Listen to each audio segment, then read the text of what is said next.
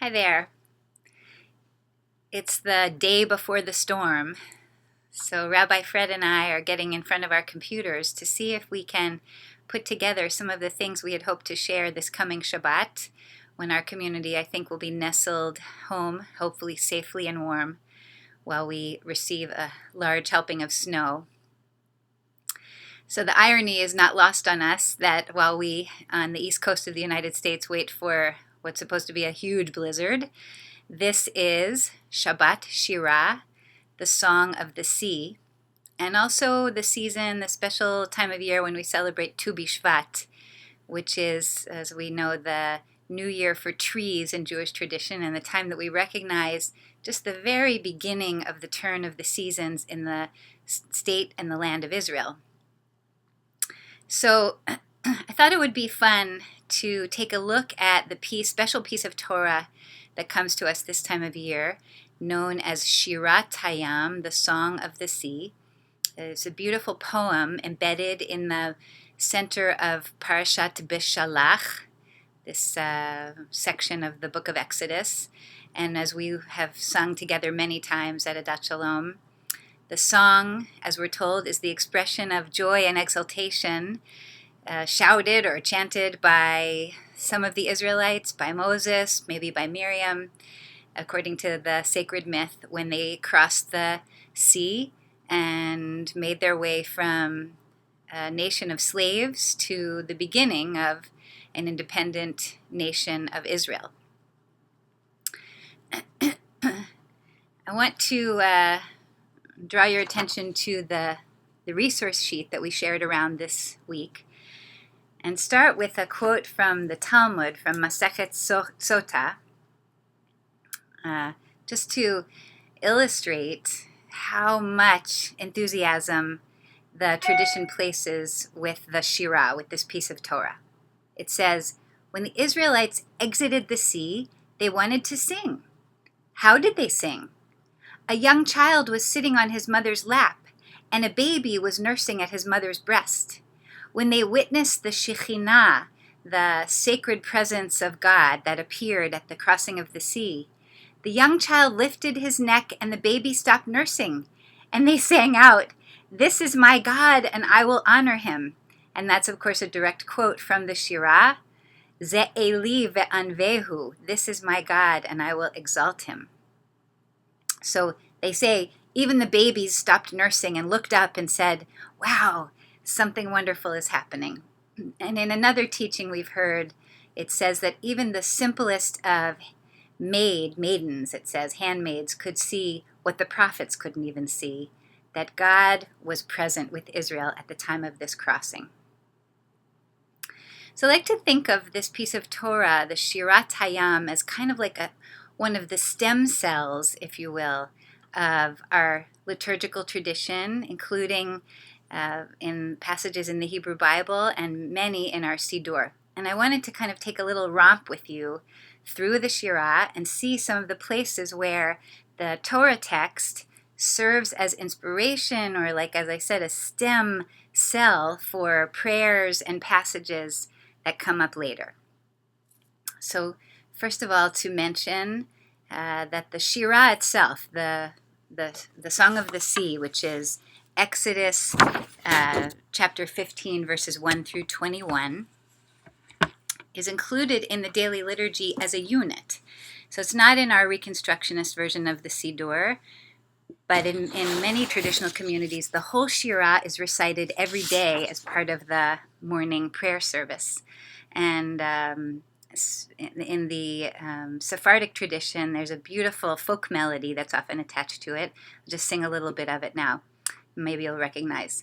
Az yashir Moshe uvnei Yisrael et hashira azot veyomru lemor ashir al Adonai ki gaoga sus verochlo ramavayam.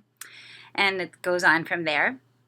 And so, sorry, I forgot to say the page number if you want to look at the text. In the modern, the more revised version of the Plaut Chumash starts on page 438.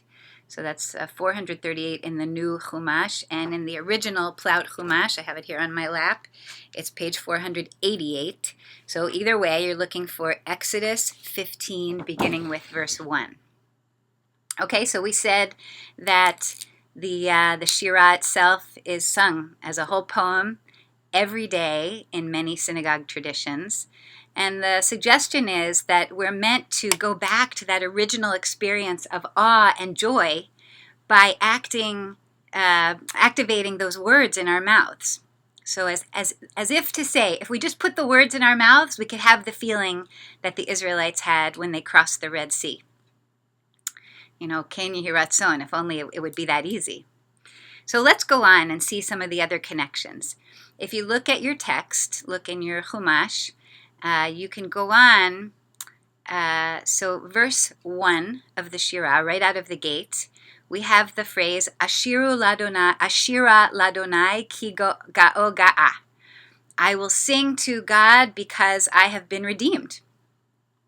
And so that sounds awfully familiar. We hear almost the same construction in the opening of Psalm 96, which we say on Friday night and maybe other times. Here, Shiru ladonai shir chadash. So in the Torah text, you hear Ashira ladonai ki ga'o ga'a. I will sing to God because God has redeemed me. In the Psalms, which probably were written sometime after the Torah, Shiru ladonai, let them all sing to God. Shir chadash, a new song. So now the psalmist, I think, is picking up on the original suggestion in the Shirah and saying, okay, well, we didn't all physically cross the sea together, but it's on us to think of a new way to sing to God every time we open our mouths. So to sing Shir Chadash, a new song, and to use the experiences of our lives to fill our mouths with song in whatever way makes sense to us. Okay, then going on to verse 3 of the Shirah, Exodus 15, verse 3, the pretty well-known verse, Ozi v'zimrat ya vayhi lishua, is quoted verbatim in the Psalms, and you can see this in your Siddur. I have my Siddur handy. You might want to grab yours. And in Psalm 118, verse 14, there it is, exactly as it appears in the Shirah. It's on page 373 of your Siddur. The very last line on the page, I don't know if I could show it here. Okay, like that, right there at the bottom. Ozi v'zimrat ya vayhi lishua. And there have been different ways of singing this verse over the years. So first, what is it saying? Ozi, my strength, v'zimrat ya, and my song to God. So maybe that's something like my will and my ability to surrender and sing, give it up to God and sing to God. These things together are my redemption. So I learned a melody that I found in that wonderful book by Judith Kaplan Eisenstein, Alea Shalom, which she brought to us from the Yemenite tradition. So she teaches us to sing, Ozi v'zimerat ya vayhi lishua. Ozi v'zimerat ya vayhi lishua. And it goes on from there. We've sung that sometimes as a choir and other times just as a community. And we also have what's become like a favorite melody by Rabbi Shefa Gold. Ozi v'zimrat ya vayhi lishua. Ozi v'zimrat ya vayhi lishua. And her melody continues from there too. It's a beautiful chant that we've sung many times as part of our Hallel recitation when it's time to say Hallel. Okay, but let's keep going because there's more. Now, if you would look at verse 4 of the Shirah, verse 6. We're now skipping to verse 6, number 4 on my page. The verse is, Yamincha Adonai nedari bakoach. So the image of the strong right hand of God. And of course, we've talked many times in our community about how much we work with the sacred poetry and metaphor that's in the Torah, and don't attempt to take it literally because it's not meant to be taken that way. So we're not saying that God is actually a human form with limbs, but for the sake of poetry, we allow ourselves to imagine the strong right arm of God. This is also like in the other parts of the book of Exodus, and at the Seder table we hear Yad chazaka uzroa netuya, strong hand and an outstretched arm. So there it is, almost the same words, again in Psalm 118, now on page 374 of the Siddur. 374. You can see in the second line of the Psalm, as it appears on that page, I think it's 375 that I'm looking at. Second line, Yamin Adonai Osachayil, Yamin Adonai Romema, Yamin Adonai Osachayil, the psalmist says. The right hand of God is the force of might, Osachayil, doing great, wonderful, militaristic, mighty things. Okay.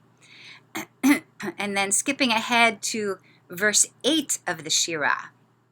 And this was one that I just kind of discovered in my travels in the last couple of days, and I think it's so interesting.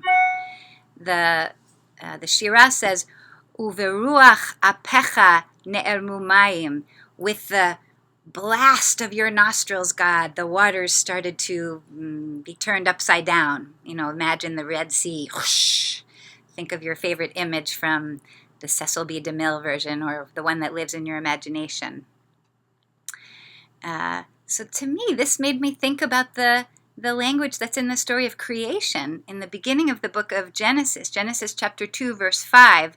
Vayipach be'apav nishmat chayim. And God, with the force of the air of his nostrils, he blew the breath of life into humanity, into Adam. And then you could even stretch this to, how about in the 13 attributes? In the text comes in Parashat Ki Tisa, but we know it from the liturgy, that we sing on the High Holy Days, especially, and other festivals. Adonai, Adonai, El Rachum Vechanun. And here it is, Erech Apayim. Ooh, I love that image. God, it says, is a source of great compassion. El Rachum Vechanun, merciful. Erech Apayim, and of long nostril, it says. Wow. So the thought that God takes a deep cleansing breath to refill with life and to hold off maybe from a moment of anger, if that is coming. So the image of God's nostrils, the great nostrils of creation, blowing air into us to fill us with life, and in the case of the Shirah, being the actual meteorological force that made that sea split in half. And then, of course, most famously from the Shirah, we have verse 11, which we all know, I think, well. It's in our Siddur on page 291. It's been harnessed to the liturgy for every day of the week, morning and evening. We're used to singing it on Shabbat together, and we have many melodies for this beautiful verse. Mi chamocha, mi chamocha, mi chamocha, etc. And of course, tons of other melodies for this, what we call the Geula, the redemption verse. And then verse 18 of the Shirah, if you skip down in your Chumash, verse 18, Adonai yimloch le'olam va'ed. God, the source of all life, Yud He Vav He, will reign for all eternity. And we recognize that from the Geulah, from the Song of Redemption, and other places in our liturgy. And just want to make sure to mention here the special melody that goes with some of these verses in the Shirah. These special verses that are pulled out of the Torah text when the custom is for the whole community to chant together with the reader. So for instance, Mi chamocha ba'elim Adonai, Mi kamocha nedar ba'kodesh, Nora tehilot, osefele. And then Adonai imloch le'olam va'ed. Come to the very end of the Shirah, and we have the famous verse which says, Vatikach Miriam haneviyah et hatof beyada. Miriam the prophetess took the timbrel in her hand, and all the women followed after her, and a great celebration they created for the whole community. So the tradition says to us that we're meant to access these verses, whether we say them every day or just this special time of year, or the Mechamocha that we say every time we pray together. We're meant to take the words. The words are supposed to be like, activation medicine to help us re-experience that original moment of redemption that our ancestors, so the sacred myth says, also experienced when they crossed the Sea of Reeds. And it's easy for us to think that this is a story about circumstance, meaning the celebration is because the nation of Israel, being born at that moment, went from the circumstance of slavery to the circumstance of being a free people. But I wonder if there might be something different, a different way to approach understanding that experience, that it wasn't about their circumstance. It was about their feeling of closeness with God. That's what the Song of Redemption really is. And I love that way of defining redemption for us, in English at least, as being freed from the false idea that we are separate from God, which is an idea that I think most of us struggle with at some point in our journey. Some of us choose to just say we're so separate that we don't acknowledge God's presence, and that's, of course, a perfectly legitimate place to be. And others of us say we're just not sure. And then some of others of us feel that we get a glimpse every now and then, and that's enough to sustain us on the long passages when we feel separate. But the moments of redemption for us might be those moments when we feel God's presence clear in our lives. And that transcends circumstance. In fact, it may even be more powerful in the moments we least expect it, when we're facing illness or difficulty. And we feel through the love of those who are around us, or through the awakening of spring after a big winter storm, there's God's presence speaking to us in the ways that we can understand. So as we enter this Shabbat, which as far as we know is going to be quite a snowy one, we wish for everyone that it be a joyful one, a safe one, and one in which at least the glimpse of redemption that our ancestors apparently felt so strongly come to us also through the words in our Chumash, in our Siddur, and the words that we find inside of us. Shabbat Shalom, Shabbat Shirah, Shalom.